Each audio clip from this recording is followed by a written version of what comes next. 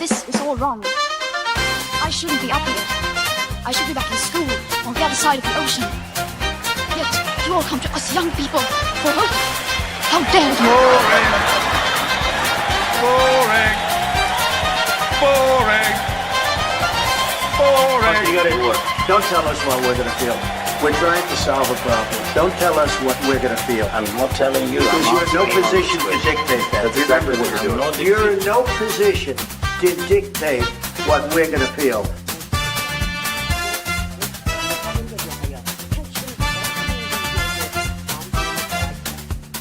I call again for an immediate ceasefire in Gaza, the return of the sausages, the hostages. Welcome, Lembit, Öpik here on Lembit, Öpik Live, here on Unprecedented TV, where we find the facts, kill the spin, and tell it like it is as best we can, which is more than can be said for Rachel Reeves, the Labour Chancellor, some would say. Now, Rachel Reeves, the woman whose CV was all wrong, apparently somebody else wrote it. Doesn't look very good on your CV if you couldn't write your own CV. But moving on, she's now back in for her second major budget announcement today. But there is good news. Last year, she hiked taxes up by more than pretty much any chancellor in history. And she promised she wouldn't be coming back for more taxes. So that means there will be no tax increases, because we were promised by the Prime Minister, Keir Starmer, that this would be a government of change. And one would presume that would mean a government of integrity and honesty, and a government which doesn't lie to the public. Well, hold the front page there, because just maybe Rachel Reeves was lying. We shall find out today. If you're watching this live, like me and my guest who's going to join me in just a minute, you might be potentially enraged already by the fact that for the last few months we've been promised tax rises after being promised no tax rises. What's going on? In the background, we have a stuttering economy, and there's a big irony here. We keep being told by people in the government that the Russian economy is on its knees, but last year it grew by 4%. And the British one didn't, and we went under sanctions. We get told that there'll be productivity improvements, but it doesn't look like the Office of Budget Responsibility, which is a bit of a weird department, but set up by the government to scrutinize the government.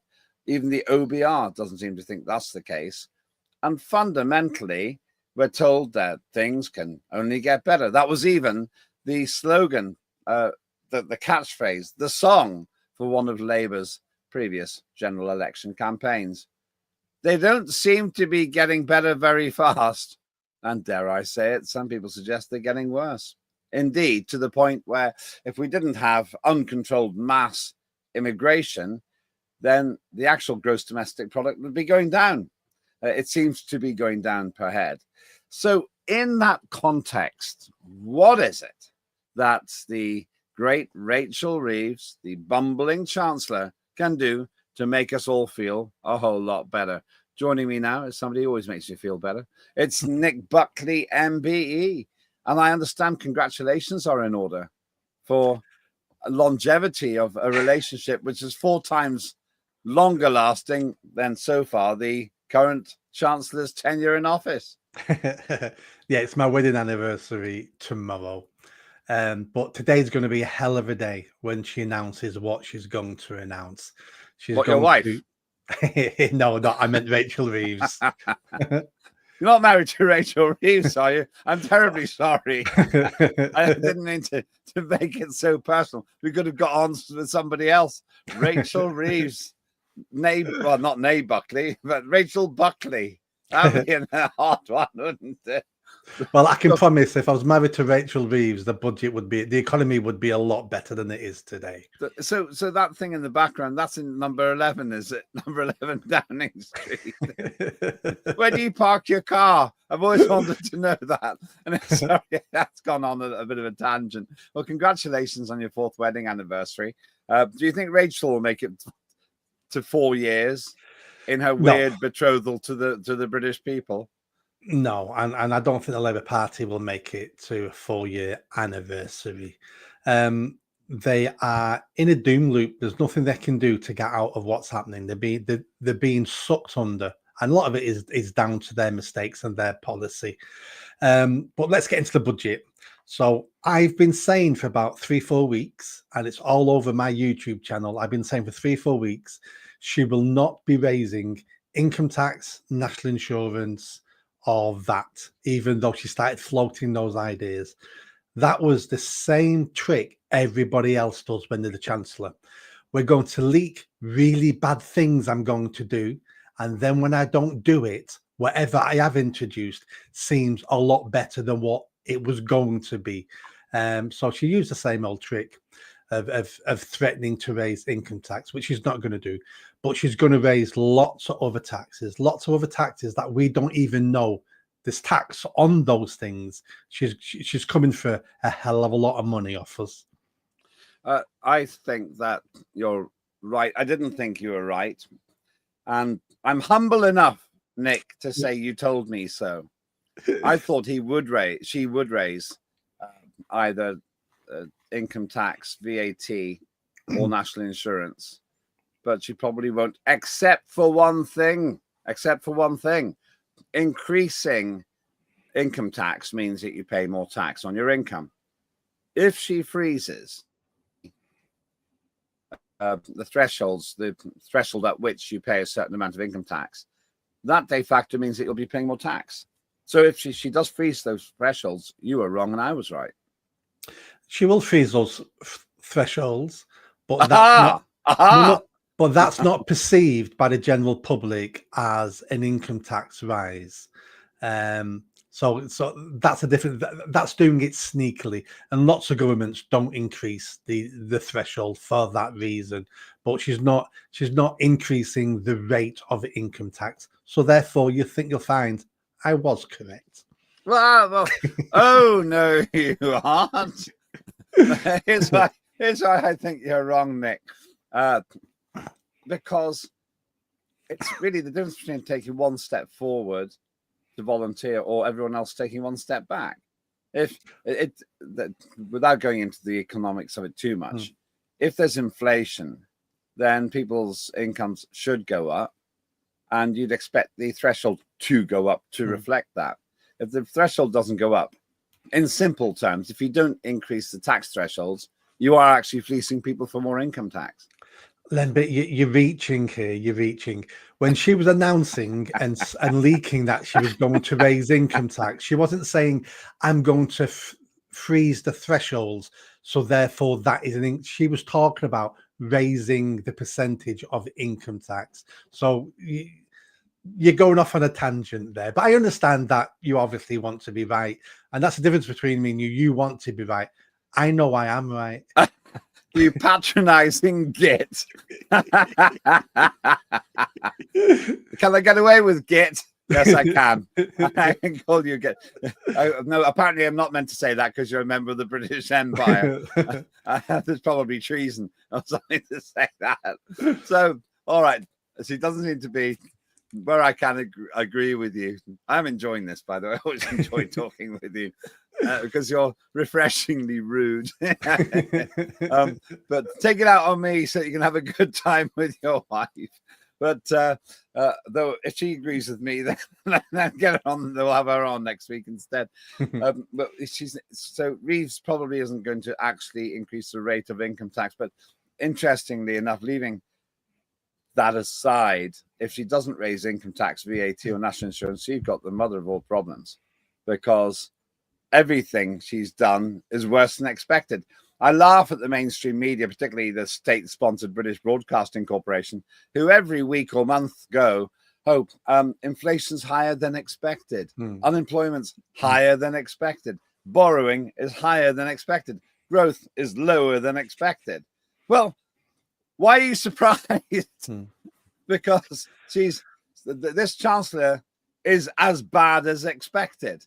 And because she's really done an absolutely crap job of running the economy, she's got a black hole, her phrase, that she can't fill. And now back to that previous point.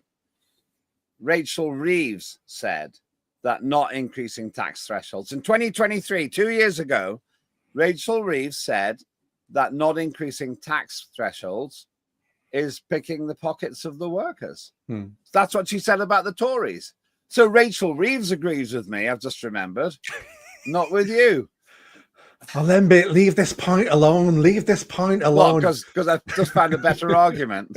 No, I know it was no. messy, but I remembered that just now. But she said it's another broken promise, though. Well, essentially, because she's now doing exactly the thing. Yeah. Whether that's actually increasing income tax or not is almost a moot point in terms of what I'm saying now. She said it's bad not to increase the thresholds, and she slammed the Tories for it. Yeah. Now she's likely to do it herself. Oh, absolutely. And all politicians do this. It's easy to be in opposition and criticize the government opposite you. And then you end up being in government and doing all the things you said you would never do. But let's get back to the budget today. Yeah. The budget last year and the budget this year today are going to be two completely different budgets, not because of what she announces, but because of what she wants to achieve through that budget. Last year's budget was she thought she could improve the economy, save the country, make us all rich with her socialist policies that she's been studying for 2 decades. So the terrible budget last year was an ideological budget of how I fixed the country, and it's failed, and we knew it'd fail. The budget today has got nothing to do with ideology. It's got nothing to do with fixing the country. The budget today is to save this Labour government, not save it with the general voter, but to save it with her backbenchers and save it with the left, the far left in her party, the Greens and your party. This budget now... Hang on, what was my party? I'm not in the Lib Dems. Your party, the Jezbollah party. All right, carry on. That's very good. I like that. Yeah, I think it was Andrew Neil made up that phrase, the Jezbollah party. It's very good. I don't want people thinking I made that up. I didn't. So this budget today is all about saving the Labour Party. They know they can't improve the economy. They know they're in trouble.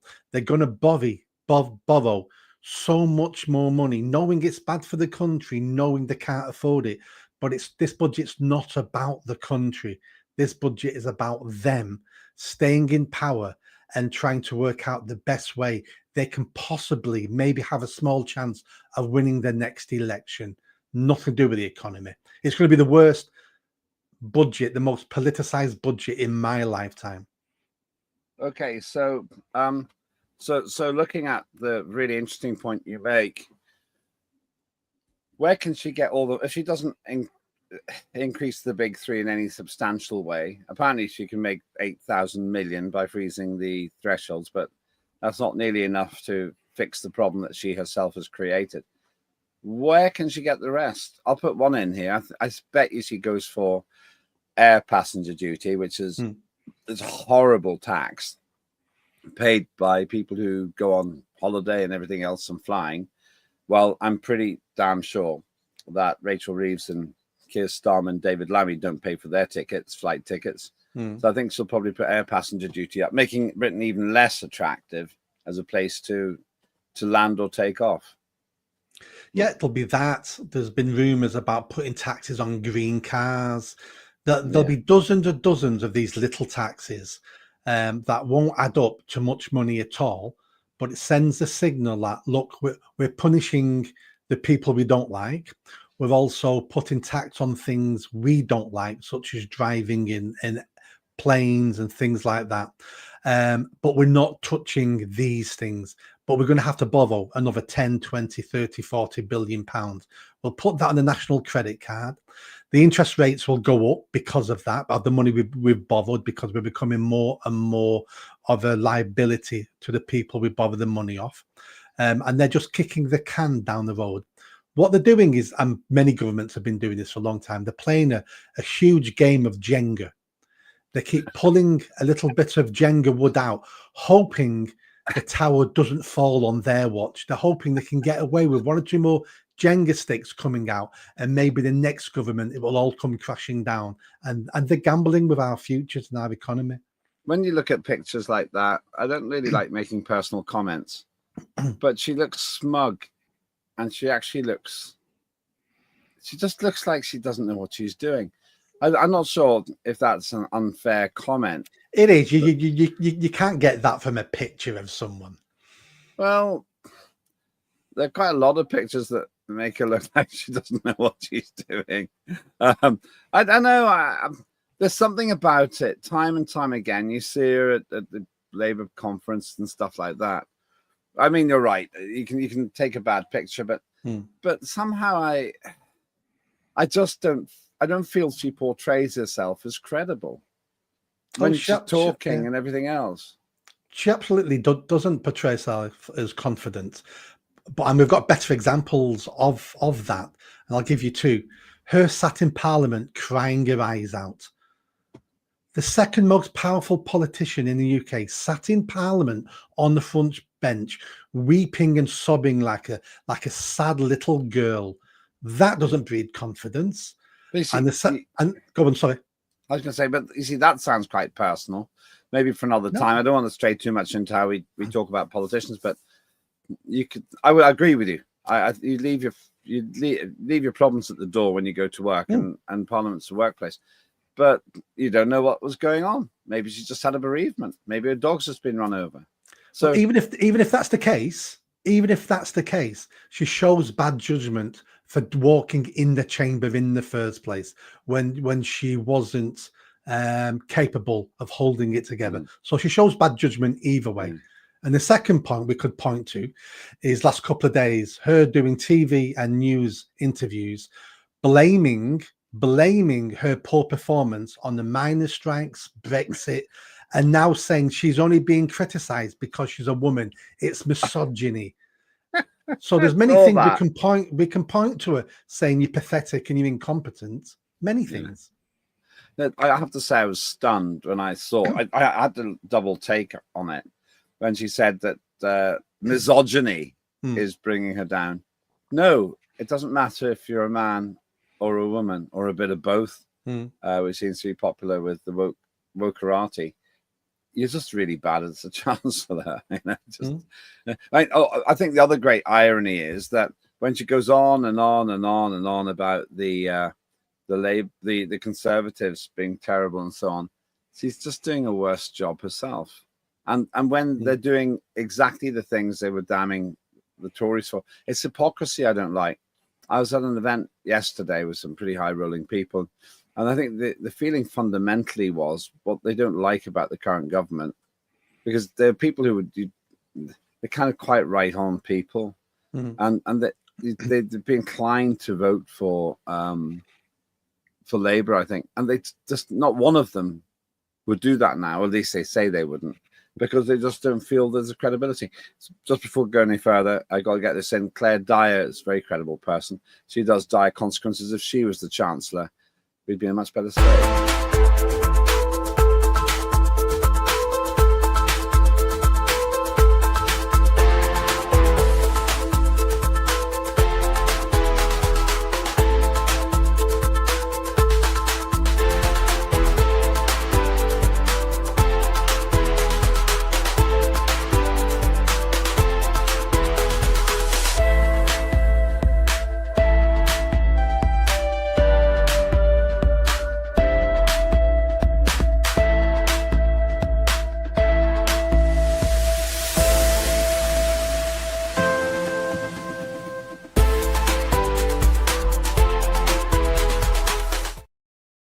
Now that would be a good Chancellor. She'd be scary, Claire Dyer. Tends to tell the truth. She'd be competent. Yeah, she'd be competent. She doesn't pretend to be something she's not. Doesn't make up her CV. I've always wondered about those dinosaurs in the advert. I'm not sure where they came from. Never seen them. I know where the dinosaurs came from. It's because the TERFs, so people who are against gender ideology and men going into women's spaces, were called dinosaurs by other feminists. You're just a dinosaur. So the TERFs started dressing up as dinosaurs. I like it. I have to say I'm impressed. They're far more in tune with popular culture than I ever imagined. And then the things behind you would suggest. I often think that you look like you must have played Indiana Jones or something and collected those on your travels. Now, there are other problems we've got here. On the one side, they're saying they haven't got enough money, but they're happy enough to sponsor a war with, well, there he is, the incompetent and ineffective leader of Ukraine, leader of an incredibly corrupt regime, it seems, Zelensky. Zelensky warns against giving up territory as final talks with Ukraine conclude. And we almost hear that helping Zelensky, who I honestly think is a useless politician, is more important than keeping people warm here. And we can find billions to throw into this absolute meat grinding road crash of a failure, but we can't find enough money to run Britain and fix potholes and all the other things. Who's writing these priorities? Well, maybe you disagree. Maybe you think that we should be investing in Ukraine. I don't want to put words in your mouth. No, I absolutely not. I don't think we should be investing in any country unless it's in our national interest.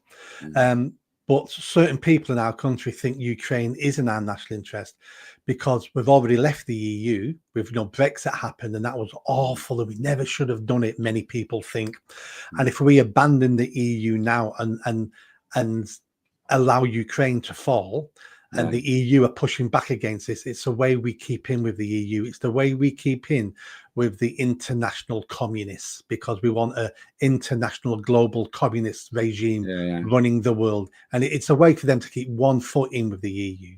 Well, I have to say, I'm stunned by the billions that we've thrown away. It's worse than that. Every billion that we spend adds to death. We're basically buying death. I heard absolutely catastrophically bad reporting on BBC Radio 4 yesterday morning on the Today programme, where the woman called Kaya Kallas, who comes from Estonia, which is where my parents came from, and she was saying, oh, well, Putin has to get rid of the downsize his nuclear arsenal so he can't attack Ukraine. How does that even make any logical sense? It's not a nuclear war. And then she kept moaning about the fact that that Russia won't change its demands. There are only three demands. There've always been only three demands. That's why we're having a war here.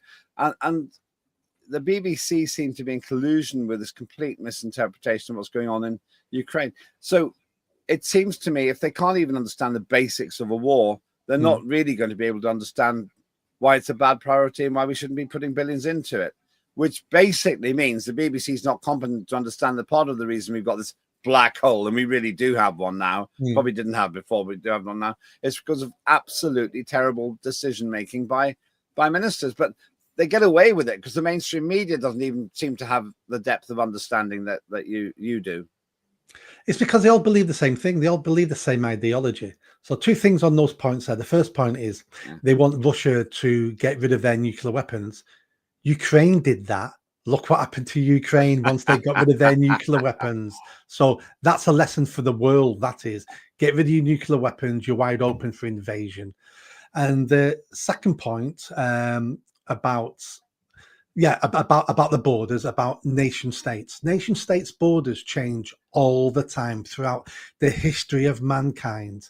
Stronger nations are always invading weaker nations, and that's human nature. The lesson from that is to make sure you're not one of the weaker nations. The nuclear weapons that were in Ukraine actually belong to Russia, though. They belong to the Soviet Union. Soviet Union, correct. Right. Okay. I was wondering if I could get away with that shortcut, but you rightly didn't let me get away with it. If you're not sure about the difference between Russia and the Soviet Union, we'll get Marcus Papadopoulos on pretty soon to explain it. But so it's a fair point there. The underlying thing here is wars are really expensive. And we've got a Labour government so bad that they were actually trying to tell us that increasing spending on the Ukraine war would be good for our economy. What? We make things that then we blow up. Really? I'd rather that we made things that fixed potholes and the NHS, and we actually put some investment on the channel to stop people coming across. But there we go. I think I told you this before. I was actually in Ramsgate yesterday for various things. If you're watching this live, very nice place if you live in Ramsgate, by the way, like it a lot. But it was either Ramsgate or Margate. A former ship's captain said to me that the border force boat was called the Eternal Flame. Did I tell you this? No. They called it the Eternal Flame, the border force boat. Do you know why they called it the Eternal Flame? No. Because it never goes out. That was the running joke down there. So these sorts of expenditures, if you actually policed our border, you could save billions, because we wouldn't be putting all these knackerheads who come over here claiming asylum when they've just gone through a bunch of safe countries where they could have stayed. They don't police our border, and then they say there's a black hole. I mean, this is the problem. We've just got complete mission drift in the government. And now, at some point, and once again, if you're watching this live, we'll find out in 3 hours from now how accurate this is or not. They're saying we've got a problem. Well, the problem is we've got a government which can't govern. We always get into a state like this. What happens is we get lazy, weak politicians who don't want to make the hard choices, do the hard decisions and the hard work, because they're going to be unpopular and may not get voted in again. The easy answer is the status quo. Let's keep doing what we've always done. Keep spending and spending and spending. Someone else will have to deal with this mess down the road. A good example would be when Thatcher came into power. Thatcher did lots of things good, lots of things bad. I'm not saying we need a Thatcher. What I'm saying is our country was so bad in the late 70s that the public had to have someone like Thatcher to fix it. And that's where we are now. We need someone to come along to grab the bull by the horns, do all the unpopular things, cut welfare, close the borders, mass deportations, kick people off benefits and force them into work. All these things need to be done, but nobody wants to do it until the public reach rock bottom and the public are screaming for politicians to do it. We're not quite there yet, but another couple of years of this Labour government and we will be there. This man here, Keir Starmer, hasn't exactly excelled as the main servant. He's not a leader, he's a servant, but main servant of the country. And I just feel that they are now in, what did you call it? A doom something? A doom loop. Doom loop, yeah. They just can't pull out of the dive. And in a way, it's tragicomic because we're all paying the price for it. Yeah. And he stands there looking like he doesn't know what he's talking about, flying to places like Sharm el-Sheikh in Egypt just to be humiliated by Donald Trump. Flew all the way there just for a photo opportunity. I predicted it would go wrong, and it did go wrong. And then he appoints someone like David Lammy as his number 2. You think, oh, well, maybe number 3. It's just unbelievable.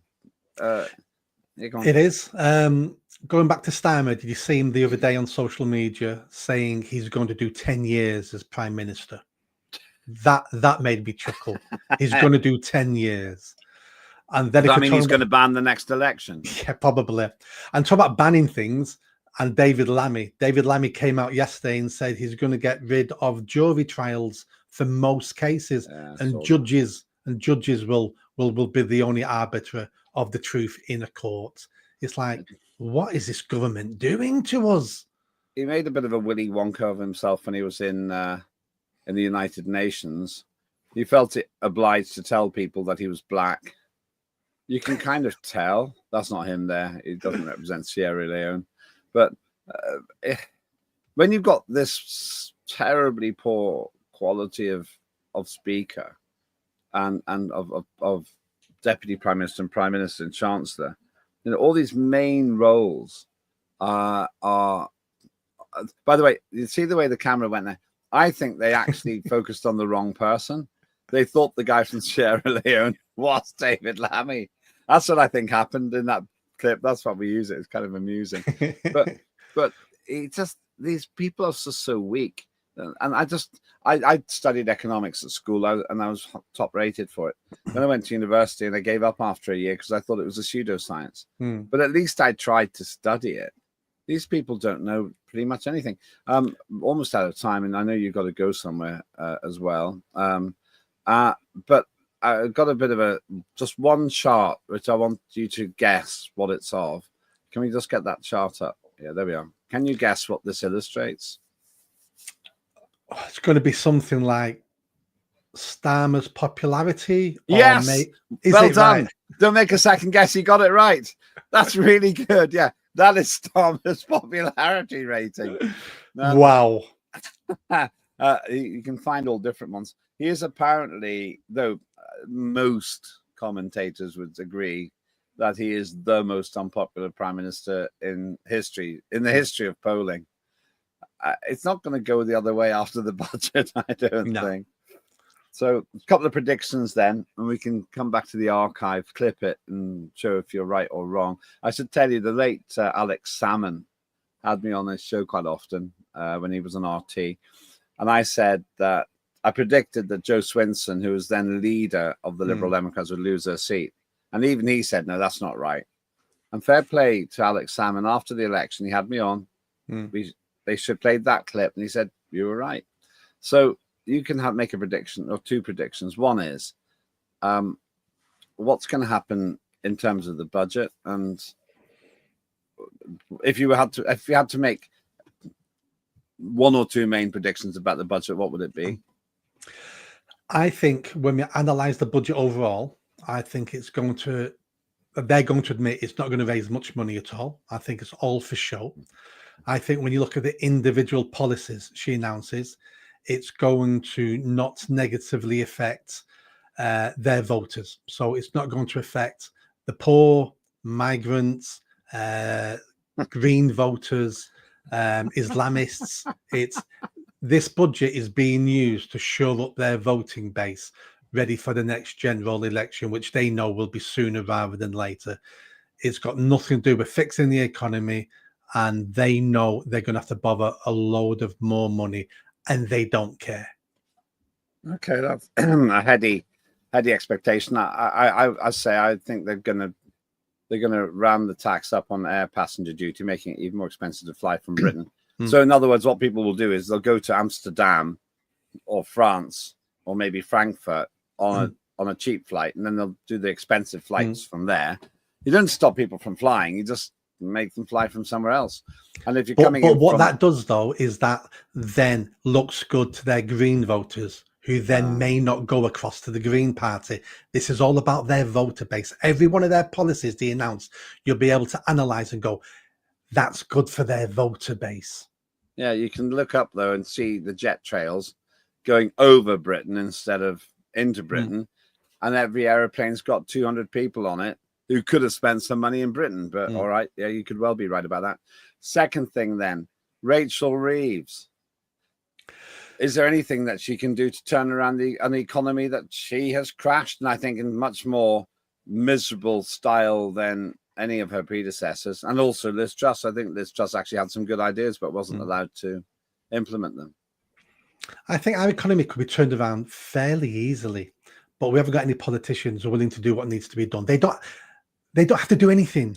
They just need to remove government out of business. So if they cut red tape, they lowered employees' national insurance, they lowered taxes on business, they removed red tape and bureaucracy, and all these things, and then just left it alone. British entrepreneurs and British businesses are biting at the bit to be the best in the world. If we just remove the barriers the government keep putting in front of them, the country would explode in a good way. A couple of comments. Mayfair Mob says, Mayfair Mob reposted the stream. Thank you very much indeed. Info Osiris 506 says hi. Hello. Fake presentation, says Troy JJ. Is that us? The government? Explain yourself. And Christy, thanks for reposting as well. And Stuart as well. So inconclusive from our non-scientifically chosen panel of experts there. Last one for you, though. I am interested. Is it snowing where you are up in the north? Or has it been?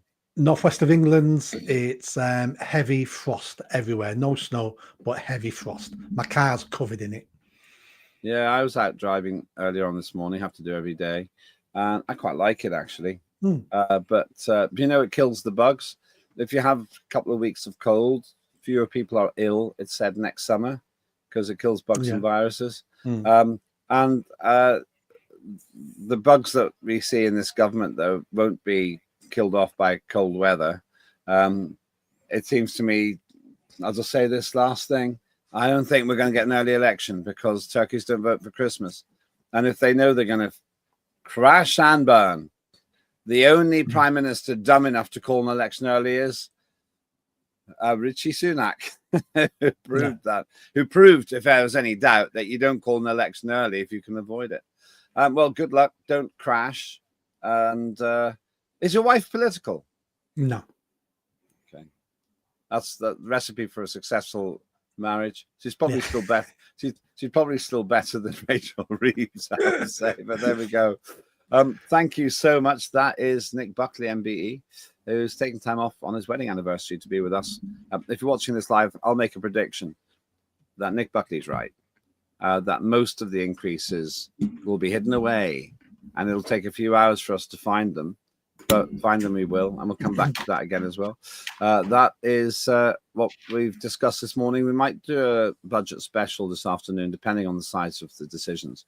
Thank you very much for watching. Thanks to Nick Buckley, MBE. Thanks to the team. More than anything, thanks for having the courage to think for yourself. And please join us, subscribe, retweet, go to Unprecedented TV on YouTube, and just click the subscribe button. It doesn't cost you anything. And help us get to the next milestone, the next full 1,000. I'm Lembit Öpik. That was Unprecedented TV's Lembit Öpik Live. Have a good day.